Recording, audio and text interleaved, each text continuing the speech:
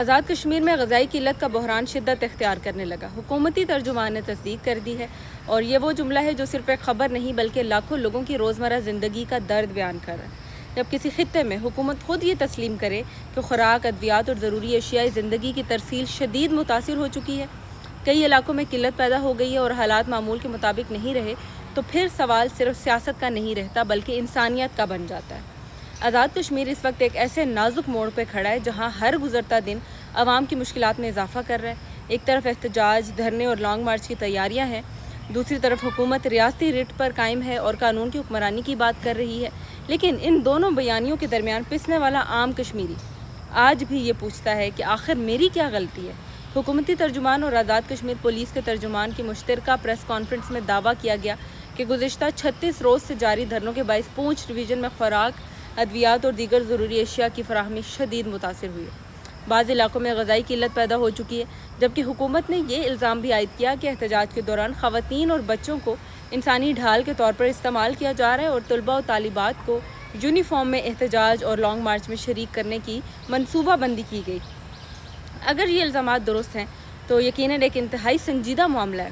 حکومت کو سوچنا چاہیے، کیونکہ کسی بھی تحریک میں بچوں اور طالب علموں کو خطرات کے سامنے کھڑا کرنا کسی صورت مناسب قرار نہیں دیا جا سکتا۔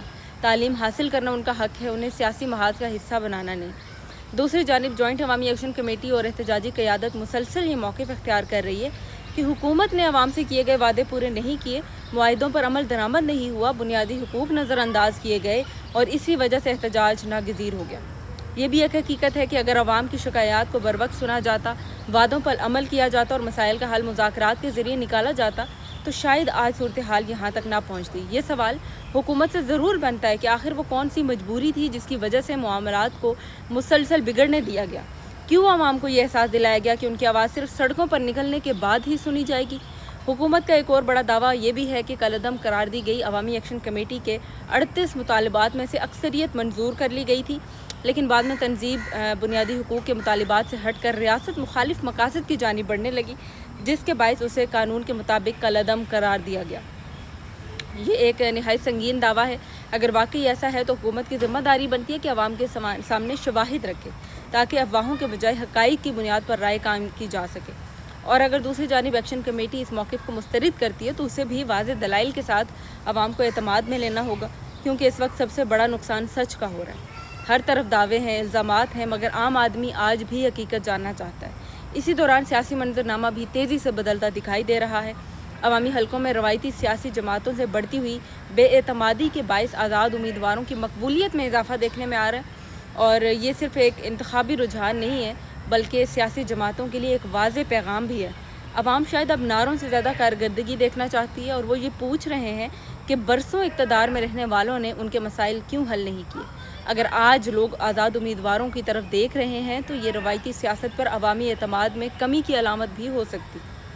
دوسری طرف سابق اسپیکر اور مسلم لیگ نون کے رہنما شاہ غلام قادر واضح طور پر کہہ رہے ہیں کہ انتخابات ہر صورت وقت پر ہوں گے اور آئینی طور پر ایک دن کی بھی گنجائش موجود نہیں ہے۔ یہ موقف اپنی جگہ آئینی اہمیت رکھتا ہے، لیکن جہاں سوال بھی پیدا ہوتا ہے کہ کیا صرف آئینی تقاضے پورے کر دینا کافی ہے، یا اس سے پہلے ایسا ماحول بنانا بھی ضروری ہے جہاں ہر امیدوار بلا خوف انتخابی مہم چلا سکے، ہر ووٹر آزادی سے ووٹ ڈال سکے اور کسی قسم کی کشیدگی انتخابی عمل پر اثر انداز نہ ہو۔ اسی دوران یہ خبریں بھی گردش کرتی رہیں کہ مولانا فضل الرحمان مذاکرات کے لیے آزاد کشمیر جا رہے ہیں، لیکن JUI کے ذرائع نے ان خبروں کو بے بنیاد قرار دیتے ہوئے واضح کیا کہ نہ تو کوئی گرین سگنل ملا ہے اور نہ ہی دورے کا کوئی فیصلہ ہوا ہے۔ یہ بھی اس بحران کا ایک افسوسناک پہلو ہے کہ جب حالات خراب ہوتے ہیں تو افواہیں بھی حقیقت سے زیادہ تیزی سے پھیلنے لگتی ہیں، جس بے یقینی سے مزید بڑھ جاتی ہے۔ اور آج سب سے بڑا سوال نہ حکومت سے ہے، نہ صرف احتجاجی قیادت سے، بلکہ پوری سیاسی قیادت سے ہے۔ آخر آزاد کشمیر کو اس مقام تک پہنچنے کیوں دیا گیا؟ آخر عوامی مسائل بروقت حل کیے جاتے، اگر وعدوں پر عمل کیا جاتا، اگر سیاسی اختلافات کو مذاکرات کے ذریعے سلجھایا جاتا، تو کیا آج غذائی قلت، ادویات کی کمی، تعلیمی تعطل اور مسلسل بے چینی کی یہ صورتحال پیدا ہوتی؟ شاید نہیں۔ اور ایک سوال عوامی ایکشن کمیٹی سے بھی بنتا ہے کہ اگر آپ واقعی عوام کے حقوق کی جنگ لڑ رہے ہیں تو کیا آپ ہر حکمت عملی کا مرکز بھی عام عوام ہی ہیں؟ کیا احتجاج کے ایسے طریقے اختیار نہیں کیے جا سکتے جن سے آواز بھی بلند ہو اور مریض دوائی سے، مزدور روزگار سے اور بچے تعلیم سے محروم بھی نہ ہو؟ کیونکہ سب سے زیادہ تکلیف بھی اسی عام کشمیری کو برداشت کرنی پڑ رہی ہے جس کے نام پر یہ جدوجہد کی جا رہی ہے۔ آج آزاد کشمیر کو کسی فاتح یا کسی شکست خوردہ فریق کی ضرورت نہیں، بلکہ ایک ایسے لوگوں کی ضرورت ہے جو ایک قدم اپنی انا سے پیچھے ہٹ کر عوام کے لیے آگے بڑھ سکیں۔ احتجاج کرنے والے بھی اسی سرزمین کے بیٹے ہیں اور سیکیورٹی اہلکار بھی اسی مٹی کے فرزند ہیں۔ اگر خدا نخواستہ ایک بھی جان ضائع ہوتی ہے تو وہ صرف ایک خاندان کا نقصان نہیں بلکہ پوری ریاست کا زخم بن جاتی ہے۔ اس لیے آج ضرورت نعروں سے زیادہ دانش مندی، الزام تراشی سے زیادہ برداشت اور طاقت سے زیادہ مذاکرات کی ہے۔ آخر میں صرف ایک سوال، اگر واقعی آزاد کشمیر کا کوئی حقیقی خیر خواہ، کوئی حقیقی ولی وارث موجود ہے تو کیا اب وقت نہیں آ گیا کہ وہ آگے بڑھے؟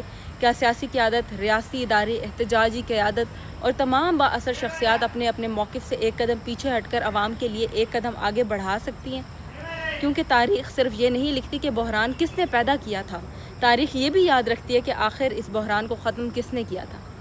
آج آزاد کشمیر کو فتح کی نہیں امن کی ضرورت ہے، سیاست کی نہیں ریاست کی ضرورت ہے، اور سب سے بڑھ کر ایسے فیصلوں کی ضرورت ہے جن میں سب سے پہلے عام کشمیری کی جان، اس کی عزت اور اس کے مستقبل کو ترجیح دی جائے۔ النور نیوز ٹی وی کو فالو کرنا مت بھولیے گا۔ ملتے ہیں اگلی ویڈیو میں، اجازت چاہوں گی، اللہ حافظ۔